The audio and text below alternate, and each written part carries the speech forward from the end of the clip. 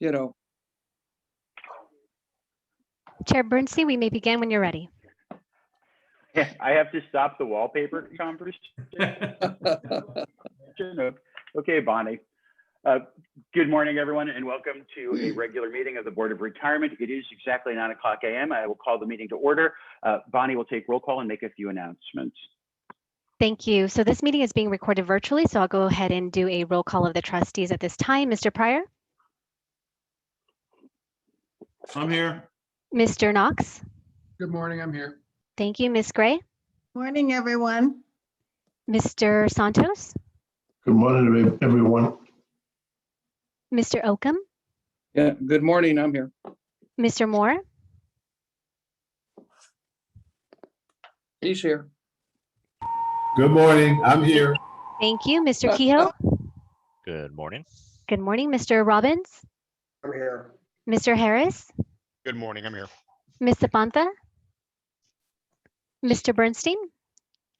I am here. Perfect. So staff participating in the meeting include the CEO, Santos Kryman, AEO, JJ Popovich, Chief Counsel, Stephen Rice, Johanna Fontenot, Michael Herrera, Frank Boyd, Fern Billingy from the legal team, Barry Liu, Legislative Affairs Officer, Principal Investment Officer, Jim Rice, Interim Systems Manager, Kathy Delino, CISO, Bob Schlofelt, Division Managers, Carlos Barrios, Cassandra Smith, Ted Granger, and Carly Natoya. And lastly, but not least, we have Nick Collier from Milliman. Trustees, if you have a comment or question on any item, please use the Zoom chat option to be placed in the queue. And at this time, we ask all meeting participants to please mute their mics until they are ready to speak, and we may proceed with the agenda. Very good. Thank you, Bonnie. Item 2 on the agenda is approval of the minutes of our regular meeting of March 3rd, 2021. So moved. Second. It's been moved by Oakham and seconded by Pryor. Roll call, please. Mr. Knox? Aye. Ms. Gray? Yes. Thank you. Mr. Santos? Aye. Mr. Oakham? Aye. Mr. Moore? Aye. Mr. Kehoe? Aye. Mr. Robbins? Aye. And Chair Bernstein? Aye. Thank you. The motion passes unanimously. Very good. Thank you very much. Item 3, public comment. Bonnie, I do believe we have public comment. Yes, we actually have Gerardo Navarro Salgado. I'm going to go ahead and admit him into the meeting now. This is a member whose administrative appeal will be heard in closed session. His legal representative will also be participating. She just has not logged into the meeting yet. Mr. Navarro Salgado, you will have 3 minutes to address the board, and you may begin now. Good morning. I am Gerardo Navarro Salgado, the appellant in the matter of the appeal of my 4th retirement on February 28, 2020, after a 1-day notice by telephone to me from a LACERA representative. I will not restate all my concerns as I have now gone through detailed explanations in my appeal, which is now at the 3rd level. I respectfully request you review and consider the details in the written appeal. I had no option on that day. As a result of my 4th retirement by LACERA, my appeal to the Los Angeles County Civil Service Commission was dismissed on February 17, 2021, as a result of the 4th retirement by LACERA. I want the board to understand that I do not believe that LACERA met its duty to me in several instances during this entire process, and that I have been harmed by the association. I was not provided the required written notice.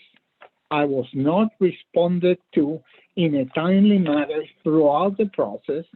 I was not giving an explanation when my rescission of the retirement election was denied.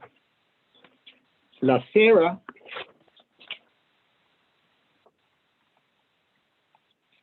did not provide me with a letter or declaration as offered and requested for presentation to the Civil Service Commission. I was denied due process and have been discriminated against based on age. I am disappointed and want all county employees to know through this public comment that LACERA failed to me and that LACERA members should be aware of the breach of duty. I'm calling from telephone number 626-644-0536. I'm done. Thank you so much. Thank you. Mary Diedrich, the applicant's legal representative, is also has requested to address the board. Ms. Diedrich, you will have 3 minutes and you may begin now.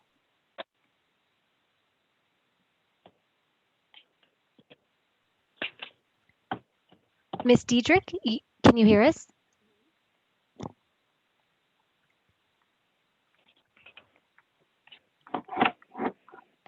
Hi, Ms. Diedrich. She was on the phone. Yes, she is on the phone and I do hear and see her audio live. Ms. Diedrich, if you can hear us, if you can go ahead and please respond.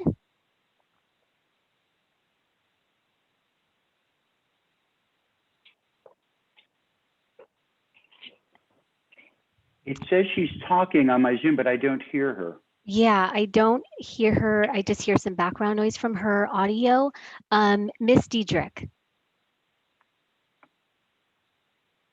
Okay, at this time, Chair Bernstein, I can go ahead and put her into another session and until she is able to respond and let you know when she's available. Okay, and check with Mr. Rice. Since she is in queue to speak, I would consider taking her out of order if that's legally permissible, but I think we should move on at this point. That would be permissible. Okay, so Bonnie, if you can coordinate with her and she still wishes to speak, she'll have that option. If not, we'll move on. Perfect, sounds great, thank you. Thank you. So we are now on to other communication, starting with item 4A1, February 2021 All-Stars. JJ, take it away. Thank you very much, Chair Bernstein, and good morning to all the trustees. As we do every month, it's time to recognize some of the outstanding LACERA staff members who go above and beyond and help their fellow staff members and help our members as we strive to provide the best working environment possible and the best service possible to our members. So this month, we are sharing the staff members' pictures. This is a first for us. As you can see, who we are recognizing. Our all-stars are Victor Trufolo, Bill Lindstrom, Teresa Insavong, and Bertha Vargas. There are no web watchers and no rideshare winners this month. If I may, well, first of all, congratulations to those all-stars who are recognizing. Thank you very much. Virtual round of applause for them. If I may, before we go and end the All-Stars for this month, I'd like to take a moment and ask Cassandra Smith, our retiree healthcare director, to share a very special recognition for one of our RHC staff members, Scott Rhodes. Ms. Smith, please share Mr. Rhodes' story. Thank you, JJ. Good morning, board, chair, and members of the board. I just wanted to bring to you a very special member of my team that I am so very proud of. Last Friday, when speaking with one of our retirees, she actually fell down, and Scott immediately contacted us to find out what was the protocol. What he basically did was he found that the member was not able to get up and contact them herself, so he outreached and dialed 911 for the member, stayed on the phone with her until he was confident that she was safe and that they had made it and could care for her. And I just thought he just went so far out of his way, things that I've not heard of us doing before. And I want to make sure that he gets the recognition that he so readily deserves. And then I'm also making sure that it is going to be placed in his personnel file. That's Scott, wonderful. thank you. Yeah, thank you for sharing, Cassandra. Thank you for your time to hear my story. Thank you. Thank you. Well done. All right, and go enjoy your day. Okay. Yeah, thank you guys. Have a good day. Bye, Scott. Well, that Thank you. concludes our Thank you All-Stars. very much. JJ, does that complete All-Stars? Yes, it does. That concludes our All-Stars. So thank you very much. Great. Santos, if you don't mind waiting just a moment, Bonnie informs me that the public comment is available. So why don't we try to give that speaker an opportunity right now? Great, Ms. Diedrich, you will have 3 minutes to address the board. You may begin now. Yes, good morning. My name is Mary Diedrich, and I'm the legal representative of Gerardo Navarro Salgado, who just addressed your board. I'm also a proud member of LACERA, having served the county for over 40 years of service in probation prior to my retirement. I would like to reiterate all of our contentions contained in the 3 levels of appeal on behalf of Officer Navarro Salgado, and publicly state our opinion that Mr. Navarro Salgado has been denied constitutional guarantees of due process, equal protection, and age discrimination based on the actions of the Los Angeles County Probation Department, the Los Angeles County Civil Service Commission, and the Los Angeles County Employees Retirement Association, LACERA. It is with deep regret that, based in part on the pandemic facing our world, that this matter has taken over a year to proceed to this level and has not been resolved in a satisfactory manner. I am of the opinion that this case has broad and far-reaching impact on county employees in general, as it presents an unprecedented denial of rights of appeal to any county employee who faces disciplinary actions resulting in termination from employment who has attained age 70 after years of service to our county. Based on the current position of LACERA, retirement is forced, and the current legal standing of the matter of Zuniga, which precludes a due process hearing. Mr. Navarro Salgado's case has the support of the matter of Hudson, and we ask this board to return a favorable decision, issue a declaration in support of Officer Navarro Salgado's position, affirmatively seek exception to the current requirement of forced retirement of a member who is required to commence required minimum distributions at age 70 and a half, which will assist Officer Navarro Salgado's ability to proceed with his administrative appeal before the Los Angeles County Civil Service Commission. Thank you much for your consideration. Stay healthy and stay well. Thank you, Ms. Diedrich. Thank you. Thank you. So now we have truly concluded public comment. Mr. Kryman, if you would, we will turn to the CEO report, item 4A2. Yes. Thank you, Chair Bernstein, and good morning, trustees and everyone on the line. In addition to my CEO report, there are a couple of items that I would like to bring to your attention. The first is that yesterday, the Board of Supervisors approved the appointment of Mr. Patrick Jones to serve as Supervisor Barger's representative on the Board of Investments. Both Mr. Grable and I have been in contact with Mr. Jones, and I know that Linda is in the process of scheduling orientation meetings with him as well. We expect to provide him with equipment that's necessary to access Board Vantage in preparation for his very first meeting next week with the BOI. So we look forward to working with him, and we welcome him to the LACERA family. The second item I wanted to bring to your attention is that we have issued a memorandum of, an RFP for labor negotiation consultant services. It's out on the street now. We expect to, as you may know, the MOU with our union partners is scheduled to expire at the end of the calendar year. And so we wanted to make sure that we had a consultant on board to assist us with the development of any negotiating strategy that we plan on taking to the Board of Retirement for their consideration in closed session, probably sometime in mid to late summer, so that we can begin negotiating with our union partners. So I wanted to make sure that you were aware that the MOU is on the street, and we will hopefully be completed with the interviews, like I said, sometime in June.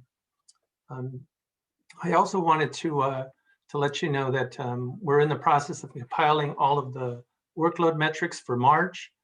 We anticipate having all of that information available by the end of the week. We plan on reporting out updated information to the Board of Retirement and the Board of Investments next week on the final numbers for March Madness. The preliminary numbers do indicate that the workload has increased in all areas of the organization, both in the pension side, administration side, and the retirement healthcare side. So a lot of that information is being used. to assist in the preparation of next year's budget, which we plan on bringing to the UK, I believe, or the JOGC, I believe, next month. In terms of the update on our recruitment of our deputy CEO, we have whittled down the number of finalists. We're down to 3 finalists. We're in the process of arranging for in-person interviews with, if not all 3, 2 at a minimum. And so we're in the hopefully be completed with that process by the end of this month and have somebody on board at least selected by the end of the month. Last item, I would respectfully request that we adjourn today in memory of a member of the LACERA family that passed away in mid-March. His name is Remy Feliciano. He was a procurement aide at LACERA. So he passed away a couple of weeks ago or so, about 3 weeks ago. And so we just want to recognize his contribution and pay our respects and our well wishes to his family and his children, his wife and children. So with that, I'm more than happy to stand for questions. So I do have a question, and I'm so sorry to hear about Mr. Feliciano, and without objection, we will indeed adjourn in his memory later. Mr. Santos had a question. Good morning, Mr. Craven. Good morning. Thank you for the report. I think perhaps this question should be most appropriate to legal counsel, Mr. Rice. But my question is, I'm under the impression that all labor negotiations go through the JOGC committee, and I suspect, if I'm correct, I suspect that the hiring of the consultant should also go through the JOGC. Mr. Rice? Oh. Yes, I'm here. We will review the JOGC charter in connection with that issue and proceed appropriately. In any event, ultimately the decision would have to be made by the board, because the JOGC only makes recommendations. Thank you, Mr. Santos. Oh. I'm sorry, Mr. Chair. Yeah, thank you for that. We just need to make sure that we follow normal processes and procedures. Thank you. Thank you. I have Mr. Moore next, and I have a lot of background noise, so if you could check if you are not muted, and if you don't need to be on, please mute. Okay, Mr. Kryman, my comment is about the current law in Georgia and the other states that are contemplating laws to suppress minority votes. I noticed in an article I read that United Healthcare was one of the largest contributors to I think it was the House or the Senate, the Georgia Senate Republican Leaders Campaign. And of course, United Healthcare provides services to us. And so when you think about the suppression of votes that are targeting African Americans and Hispanic people in Arizona, for example, and in Florida, so if that's successful, no one says anything, and that is successful, then who's to say that the next thing would be women and young people or non-Christians or whoever they want to pass the law. People want to pass the laws for if it's okay to kind of restrict access to the ballot. And what that would mean for us as investors and as people who buy services from these companies that could end up being extorted, like Mitch McConnell just said on television the other day, just give us the money and shut up, because there are consequences for businesses delving into social issues. I think we have a stake in the outcome of all of these events, because we're long-term investors, and we don't want to see disruption in our economies, and we don't want to see a small group of people gain an extraordinary amount of power and impact the distribution of dividends that should be going into our coffers. So there are a lot of implications. So I wanted to raise that issue with Mr. Kryman because he's the CEO of our organization, and whether or not the Board of Retirement or the Board of Investment may feel it necessary, I think that our CEO should be on top of that issue and, you know, just keep an eye out of what other institutional investors are doing, in addition to the banking and financial services, the healthcare services industry, that we're particularly interested in being successful. So I would like for you to monitor that. And if you think that there's a place for us to make a statement, let us know. Be more than happy to do that. You know, I've got a comment on that, and I probably don't know as much as Mr. Moore, but I think this is a Board of Retirement in LA County. We're not the Board of Investments. And I think we have to watch out for what we're doing here, not all the damn politics that are happening across this country and everybody getting involved in so many different situations. I think if we were ever going to do anything, we would have to understand the laws of each state, okay, and evaluate what our positions are. But I don't think we take political positions. We take maybe political positions in LA County related to what we're doing. And I think we let the Board of Investments do what they're going to do, okay, not the Board of Retirement. So Mr. Kryman, I think it's important to stay on top of things, but I don't think we have to reach and have a situation every time something comes up that politically somebody doesn't like, we have to take a stance or we have to talk about it. That's not our position as trustees. Right. We definitely will stay on top of things that impact the fund, both from an investment perspective and a pension administration perspective. And so that's just an ongoing process that we undertake. And so I will sit down and speak with Mr. Rice and speak with Barry Liu and a couple of other folks to make sure that we are informed about what is going on in not only the broader economic environment, but also specific to LA County and specific to any impacts that that the fund may have to deal with in the future. So I have trustees in queue, but Mr. Rice, your visage has appeared on my Zoom screen. Do you wish to speak?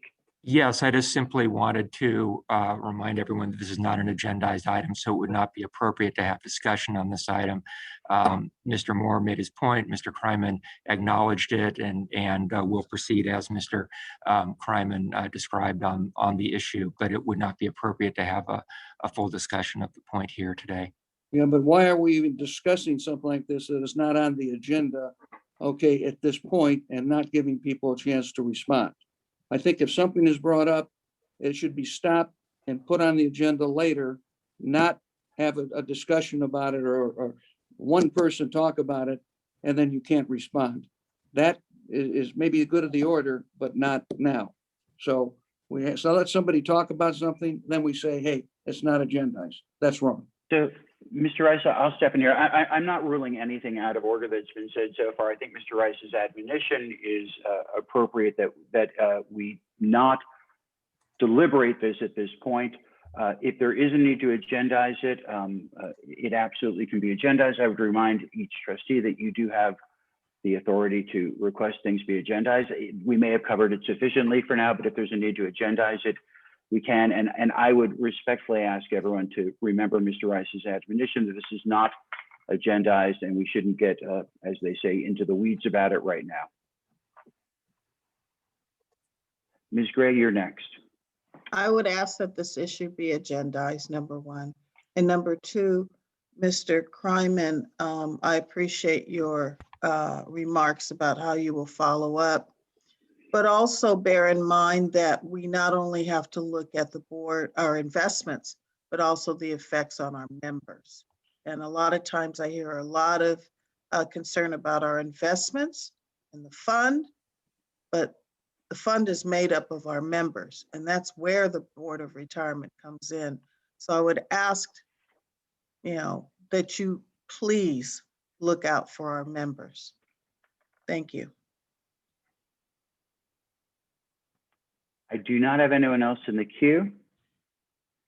So, Mr. Kryman, thank you very much. I'm sure Bonnie captured that for action items, and we will move on now to our consent items, number 5 on the agenda, which is the ratification of service retirement and survivor benefit application approvals. There's a memo dated March 30th. So moved. Moved by Vice Chair Gray. Second. And seconded by Mr. Robbins. Bonnie, can we get a roll call, please? Mr. Knox, Aye.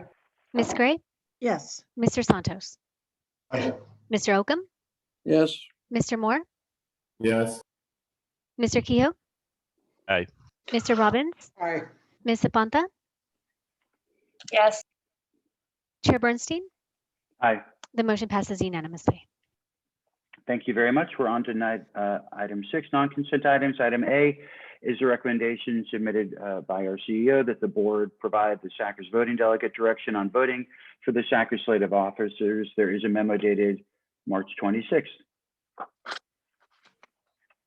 Actually, it's dated April 7th. I don't know if that matters. That's not a material deviation.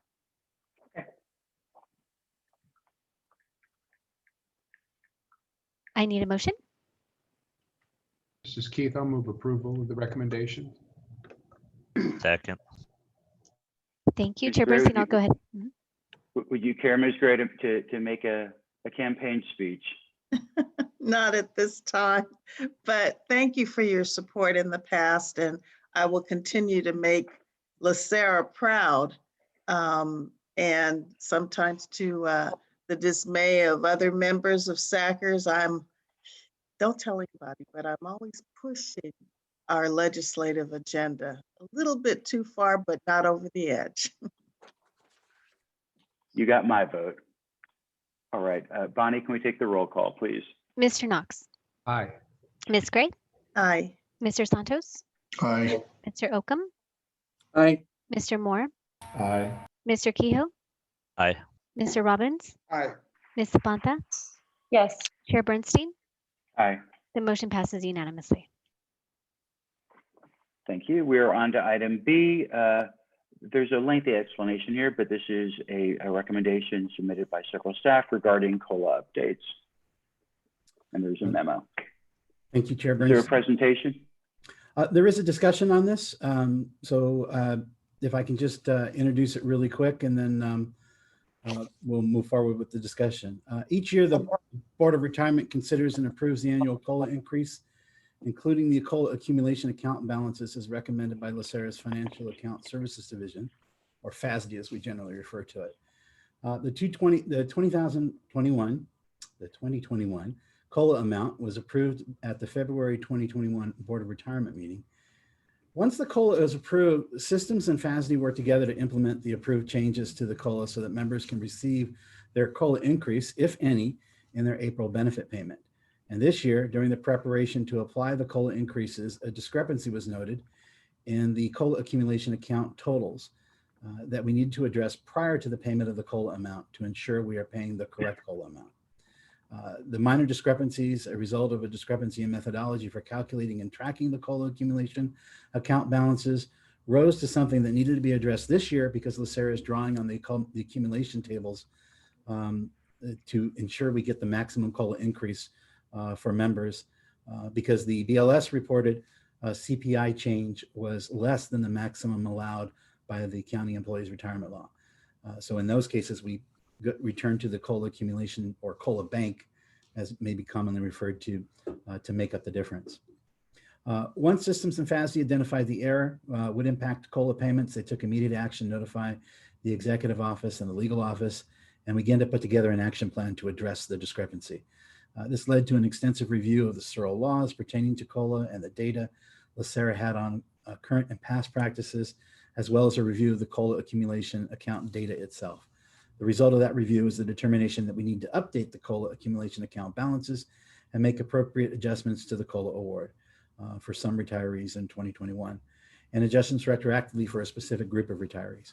The memo included in our agenda packet explains what occurred and provides the proposed changes to the COLA award, and we're asking support from the trustees today to approve these changes.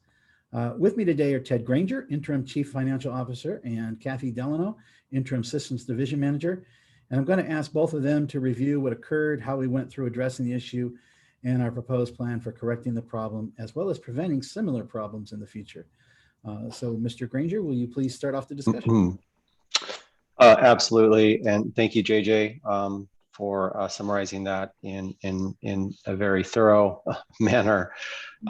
So I'll walk you through a quick history and talk a little bit about the data. I'll provide some additional details on the discrepancies and what we've done to correct that information in our records. So in 1996, there was a policy directive that was issued by the executive office. It was internal, and it really had to do with addressing COLA accumulation accounts and COLA bank updates. That policy provided a brief description. It also included some examples. Unfortunately, that policy didn't seem to be circulated throughout the organization, and in fact, it seemed to be part of the systems division files. It wasn't a part of the historical accounting division files. In 2003, the responsibility for preparing the annual COLA memo shifted from the executive office to the accounting division. Up until 2008, the CPI index change contained really just one number. I'm sorry, the COLA award memo contained just one number, the CPI index change, and the percentage change. In 2009, and it's not clear in the files why this occurred, but the COLA award information was added to the memo, so it made it a bit more complicated. Now, even though that information was added, systems continued to apply the internal policy from 1996, so there wasn't a deviation from applying the CPI number. Fast forward to 2015, one of the things we noted was that there was an additional decimal place included in the data. It was primarily introduced to provide additional precision. That year, the CPI percentage change was 0.73%. And so I think what we were trying to do there was we were trying to figure out whether that was a round up or a round down. A 0.73 would round us down to 0.5. A 0.76, for example, would have rounded us up to a 1.0 COLA award. The use of the decimals was not necessarily documented. The historical use, it was simply applied at that time.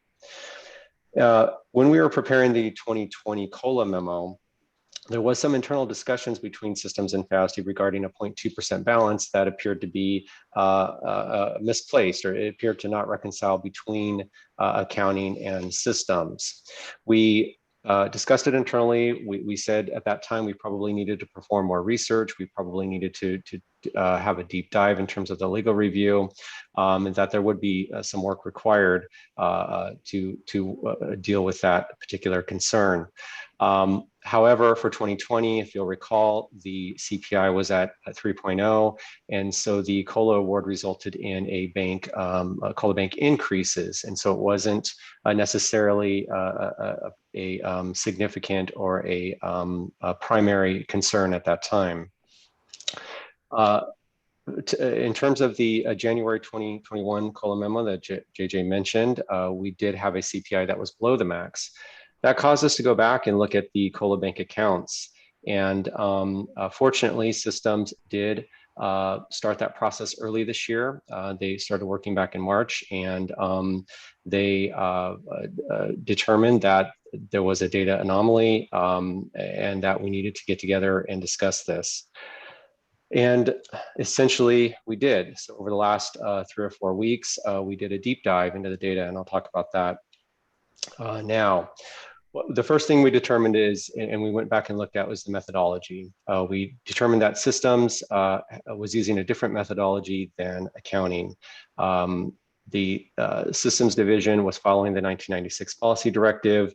And in a nutshell, for CPI increases that are above the maximum, those amounts are added to the COLA bank. Accounting, however, was using a methodology where we were rounding the CPI down to the nearest 0.5% and then adding amounts to the bank.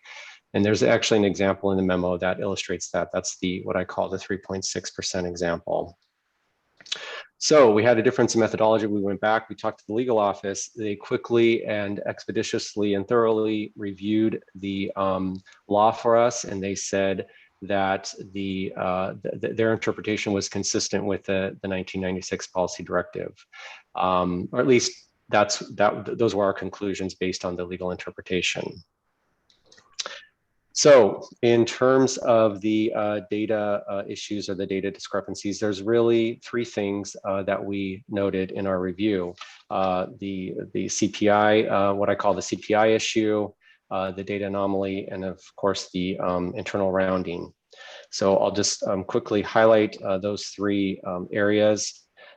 In terms of the CPI, and I'm try to explain it in terms of a very quick and high level explanation, but basically, again, when the CPI is above the max, those percentages are supposed to be added to the COLA banks at the CPI number. In terms of the data, we're measuring the CPI. We're not rounding when we conduct that calculation. So, for example, the impact to Plan A members, in 2018, there was a 0.1% that should have been added to the COLA bank, and in 2019, there was a 0.2% that should have been added to the COLA bank. In addition, that would impact the COLA awards. As these are accumulation accounts over time, when we went back into the analysis, we updated the banks. So in terms of the current COLA awards that we're asking the board for approval today that differ from the prior memo that was completed back in January, the Plan A members, there's a group of members that were previously awarded the 2.0%, and now we're asking to award them 2.3% based on these updates. There's another group of Plan A members that were previously awarded 1.5%. We're asking to approve a 1.7% increase for their COLA award.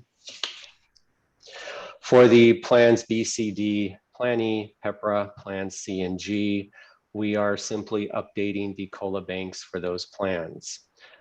There are a couple of groups, there are a number of groups where it's a 0.5% increase to the COLA bank. There's a 0.3% increase, and there's a 0.2% increase to those COLA banks. So that's really the CPI issue. The data anomaly, so we went back again in our thorough data analysis and review. We did discover one data issue where there was a 0.2% COLA award that was not included in the data set at that time. That was back in 2012. So this issue impacts about 9,700 members in plans B, C, D, and E. And what we're doing there, and Kathy may talk a little bit more about this, but what we're doing there is we're going back and retroactively updating the banks. And so there's a little bit more work and more effort involved in that particular issue. And finally, the rounding, we've updated our internal records. I mentioned that we increased our precision in 2015, and so we have updated our internal data set to be consistent with 1 decimal, and that is consistent with the BLS numbers that are published at 1 decimal place. So where we're at, data updates, we've completed our internal review. We've made the necessary corrections to the 2021 COLA award. Those corrections are included in the memo. We've described the changes there. We did reach out to Milliman, and they performed a very thorough analysis and a thorough review. They partnered with us. to take a look at the 1996 policy directive. They did find it consistent with how other funds are applying the law. They reviewed the staff internal calculations back to 1996. Milliman agrees with the staff calculations that have been done and the updates that have been made. Milliman also considered the impact to the Star COLA awards, and there were none. And finally, Milliman does reference in their letter that's attached that there is a negligible impact to LACERA's funding metrics in terms of these COLA bank updates. And finally, some conclusions here in terms of looking at the data and performing the analysis. We wanted to just make sure we noted that the CPI has been captured and recorded accurately historically in LACERA's records. We also wanted to note that the COLA awards that were approved by the board are correct based upon the CPI. Really, what we're talking about today are current corrections to the COLA banks in terms of updating the banks and addressing or dealing with that data input error. So finally, in terms of a summary, and then I'll hand it over to Kathy. Really, most of the retired members, the monthly benefits are not impacted by COLA bank updates, right? Because we would impact or change their benefits based on the COLA award analysis and increases or decreases to the COLA bank that ultimately affects members' benefits. The current updates, like I mentioned, bank updates have been made and the balances have been updated. We've circulated another memo internally to alert all of our business partners. And the April 2021 COLA awards will be paid with the April 30th benefit payment. And all of these corrections will be included in that benefit payment. Also, I mentioned before, and I just wanted to highlight that there were essentially two impacts to the Plan A members. One is a COLA bank update, and the other is those increases that I mentioned to the COLA award calculations. And finally, the retroactive or the phase 2 project, that's the project where we'll go back and look at the plans B, C, D, and E in terms of the possibilities of calculating a retroactive payment, as well as updating those members' benefits, ongoing monthly benefits payments. So finally, again, we're asking the board to do two things today: to approve the correction to the COLA banks, so the COLA awards will be paid appropriately, and also this will invoke that phase 2 project where we will go back and update those historical accounts. So with that, I'm going to hand it over to Kathy. She's going to talk a little bit about process improvement, quality control, and some of the phase 2 project efforts. Great. Thank you, Ted. Good morning. So I'm going to talk about what the corrective action is for LACERA going forward. So the first corrective action is that there will be an increased benefit for some of our members. The members that are impacted will get an increase to their COLA benefit on a monthly basis. Their monthly benefit will get a bump up. There will also be a one-time catch-up payment for this population. This is the $9,700 that Ted had mentioned. So the time frame for this is to calculate it automatically during the month of May. So once again, this population and their plan B, C, D, and E that retired between a specific range, they will get an increase in COLA, and then they will get a one-time payment. And we're working closely with our business process management group. So as soon as we have the calculation ready, and we will follow their communication plan to our members. So that's another thing that I wanted to talk about. You know, Ted had mentioned that a management memo went out in 1996, and it's only found in systems records, not found anywhere else. So we have a group, Business Process Management, under the direction of Louis Gittens. And it will be this group that will take over business rules such as this. Whether there's an interpretation change, a clarification of a business rule, this is something that they have been doing. And this is a perfect example of how we are handling something differently today than we would have, say, 3 years ago or 10 years ago. So Louis is spearheading the effort to clarify this business rule, make sure that QA, accounting, and systems are all in alignment, and then communicate any changes to our membership and the management team. In addition, we are introducing a multi-step verification process. So with this application of COLA this month and going forward, FASD will communicate the CPI to systems. We will input the CPI. We will run the program to do the calculations.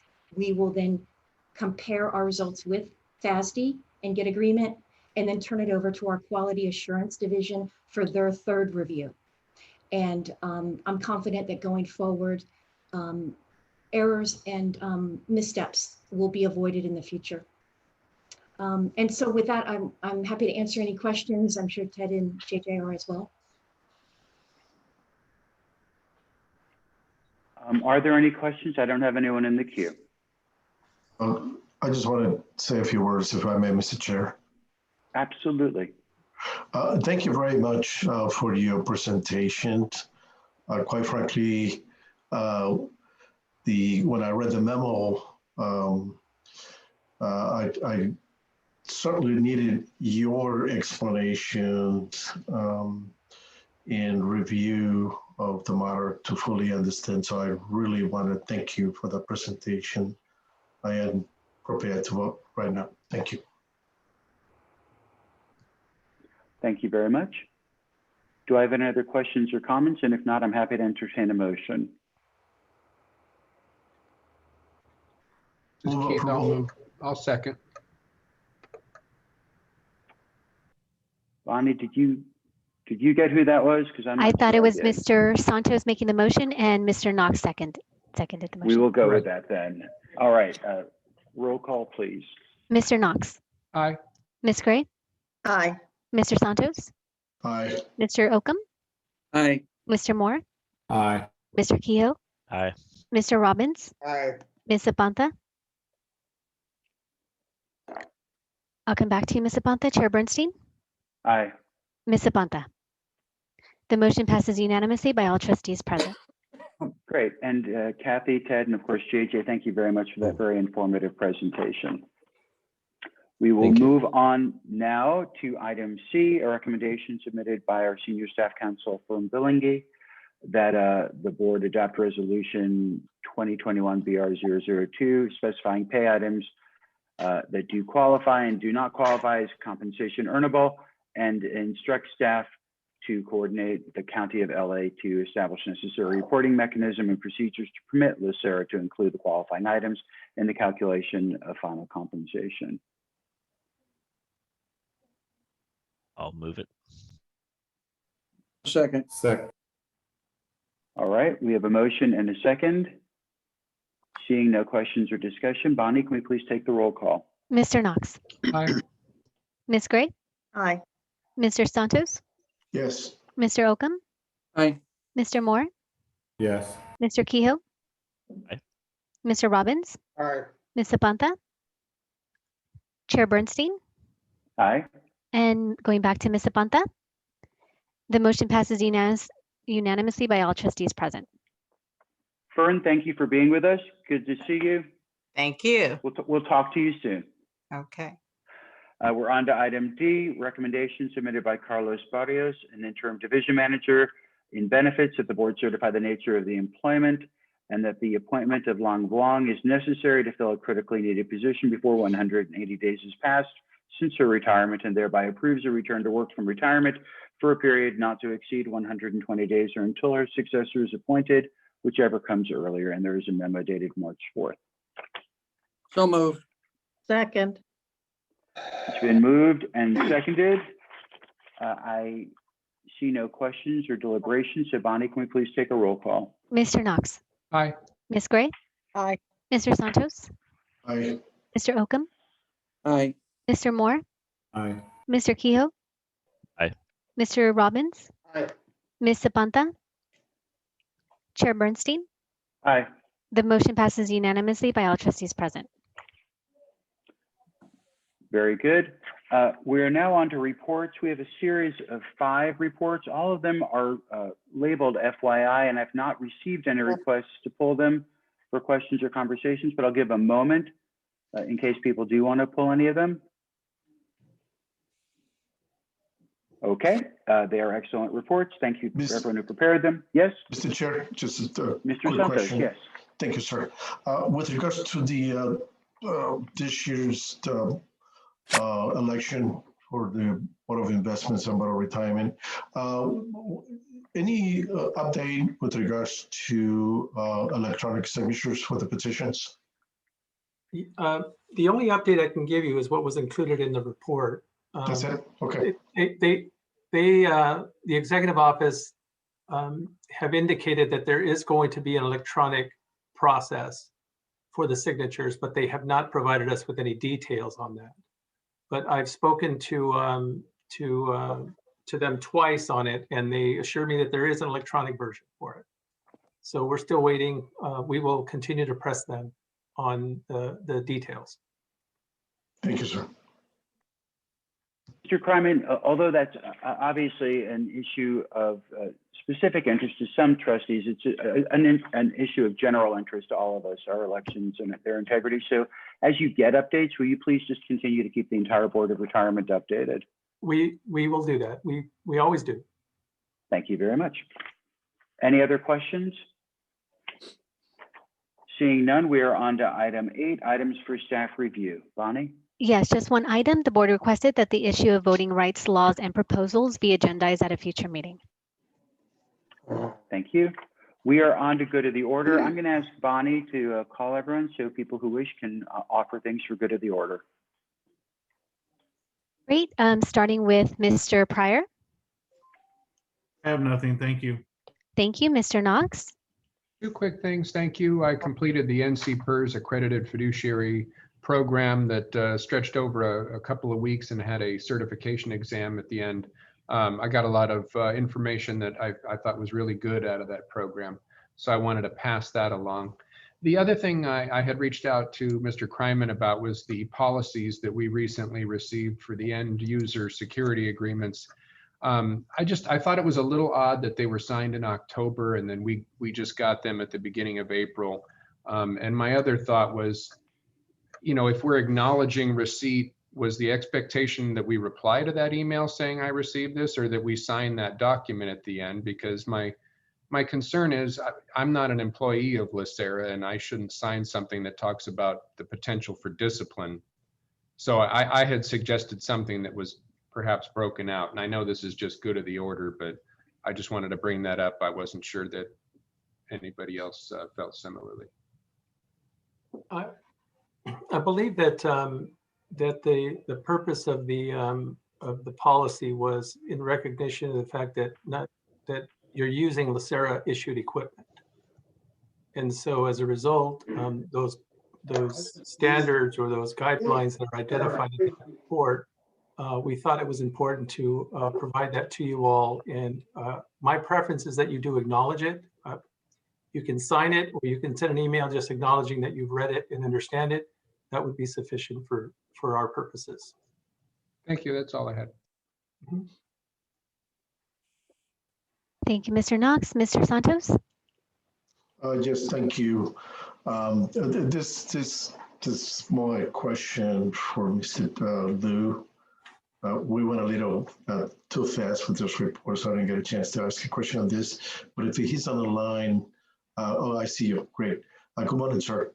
Yeah, with regards to the Public Servant Protection and Fairness Act of 2021, it's, you know, I read your report, and thank you very much for that report. It's a good report. But so I guess my question is, are we going to be able to, at some point, as part of the strategy to making sure that we get this legislation enacted, if need be, are we able to have a meeting, if we think it's appropriate, with the LA County Congressional Delegation with regards to this particular legislation? or do you see any developments in Washington that would allow for future face-to-face meetings with the legislators? What's the strategy there, if any? Yes, good morning, Chair Bernstein and board trustees, and thank you for the question, Mr. Santos. Yeah, I think the pandemic has certainly put a crimp on face-to-face meetings. I have regular meetings with Mr. Rhoda, and we can discuss in terms of further advocacy of this, what the strategy would be as far as if we're limited on face-to-face meetings, if other types of meetings would be appropriate and how to approach that. So I know in our past trips to legislators, face-to-face meetings have definitely been effective in fostering relationships and just letting them know who LACERA is and what our priorities are. So I think we're staying on top of this legislation, and we can certainly discuss more going forward as far as how best to further communicate our priorities to the legislators. Great, thank you very much. And in terms of comments, Mr. Chair,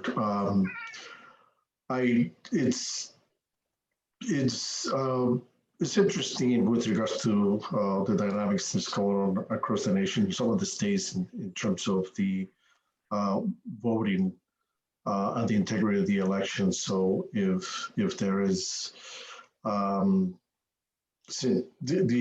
power of the pocketbook, if we have so many members in Kaiser and other healthcare providers, a lot of times we might be able to exercise some authority through that, the power of the purse again, but it's got to be on behalf of the members, and we need to clearly identify whether or not any action that we take with regards to those issues will benefit the members. And so I hope that, as he was requested, I believe it was Ms. Gray, for this matter to be placed on the agenda in the future, if in that report it could be specifically discussed as to if we do decide to take some type of action, that it clearly benefits the members. Because,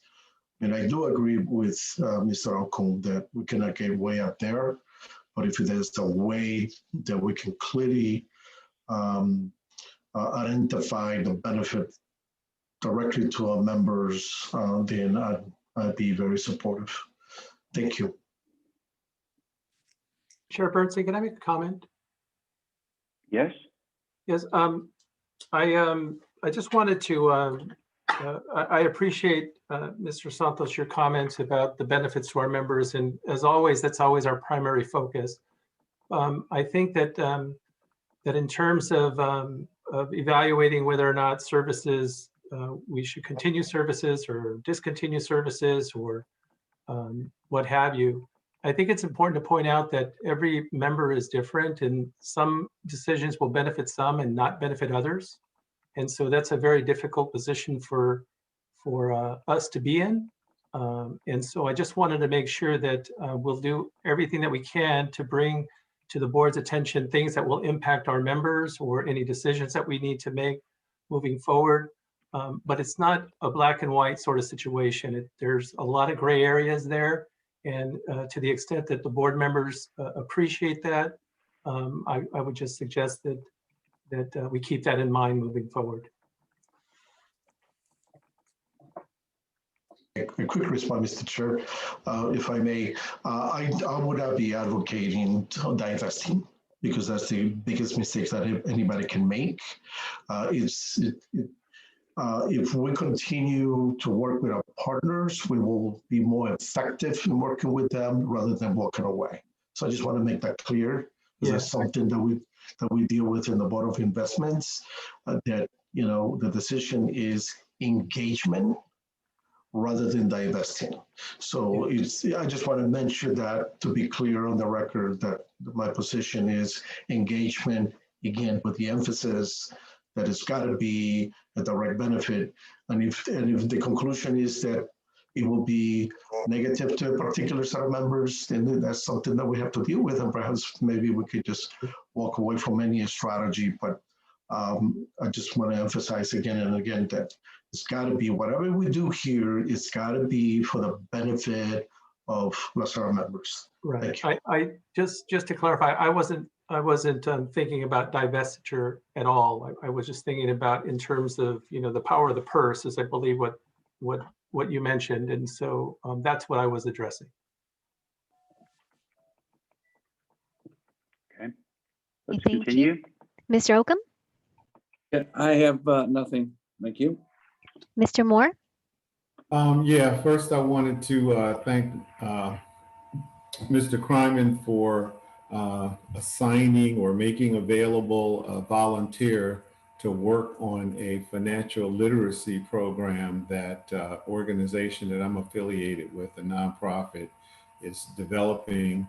And the staff person, Louis Greitz, provided us with some good information and a slide presentation that talks about retirement systems. And he also agreed that this summer, when we actually implement the program with some high school students, that he would participate. So he's meeting with us on that. So I wanted to thank you for that, Mr. Kryman.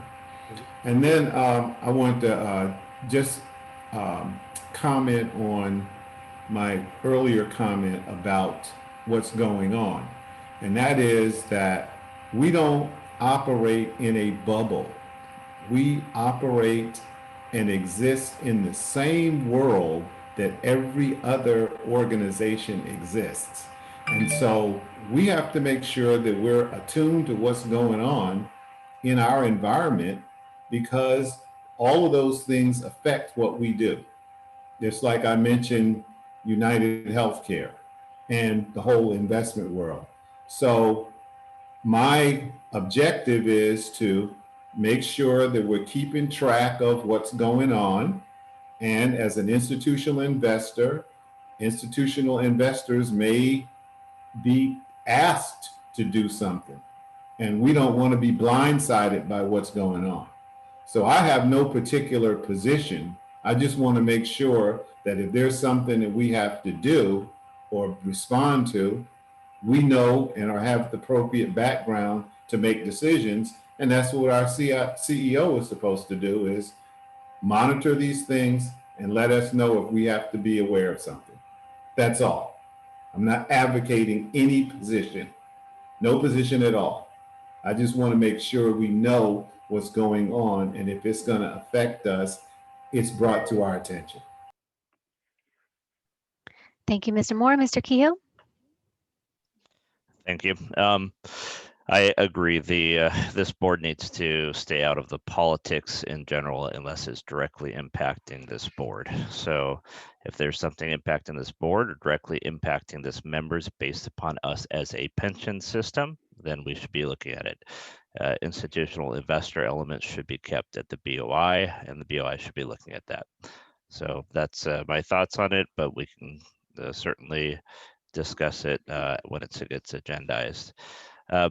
In general, I definitely agree with Mr. Knox's comments. I had the same concerns myself, and I would like to ask that this item be agendized. I have a lot of thoughts on it. I don't want to say it here because I know it's not agendized, and we shouldn't get into a policy discussion. So I'm going to ask that the policy that was sent out to our board be agendized for discussion of both the policy itself as well as the management and oversight of it. Thank you, Mr. Kehoe. Mr. Robbins? Nothing other than to state that I also agree with Mr. Knox's concerns and those shared by Mr. Kehoe. Look forward to a discussion at a later date. Mr. Harris? Nothing other than what's already been stated by those going ahead of me. Ms. Zapanta? I'll come back to you, Ms. Zapanta. Ms. Gray? I have nothing. Thank you. Going back to Ms. Zapanta? Okay. JJ? Nothing, thank you very much. Steve Rice? Good morning. Just wanted to add one update on Mr. Santos's question about the Public Servants Protection and Fairness Act of 2021 relating to the windfall elimination provision. A congressional press release was issued on that, which has received a lot of media attention and does list LACERA among the supporting organizations. I wanted just to make the trustees aware that the issue is getting visibility. We'll continue to monitor that. We're aware of that publicity because of a clipping service, basically, that our new public relations consultant is providing to us on a daily basis, so we're able to stay up to date in real time on things like that. So sharing just a bit of good news there. Thank you. Thank you. Mr. Santos, Santos Kremen? Nothing for me. Thank you. Thank you. And going back to Ms. Zapanta. Okay, and lastly, but not least, Chair Bernstein. Good catch there, Bonnie. I want to thank everyone for everything today. There have been a few items that have been requested for agendizing. That's wonderful. I would just ask people to consider whether they should be coming to the BOR initially or whether they can be going to one of the committees. I'll let the people who are asking that they be brought forward work with staff on that, just so that we can use the committee structure where appropriate, but it's good that these items are coming forward. And I'm just going to add that based on the comments that I've heard and based on my concerns that the actual policy we were asked to sign states that promulgation of policy comes from the boards, and it doesn't appear yet that this policy has come from the boards, I'm going to personally hold off on signing this policy until I've heard more about it and we've had the opportunity to discuss it. I also want to add, since it seems the appropriate moment, we're going to take a short break and then we're going to go into executive session. We will adjourn in executive session, which is currently allowed under the Brown Act. So I just want to remind everyone that we will be adjourning today's meeting when the time comes, in memory of our longtime LACERA employee, Mr. Remy Feliciano. I want to express our condolences, if I may, on behalf of all of us, to his family and our gratitude for the literally decades of hard work he put in for LACERA. The adjournment will be coming later, but it won't be announced publicly, so I just wanted to get that out. And with that, I would suggest that we take just a short break for people to refill their coffee mugs or whatever. So we'll resume executive session at 10:15.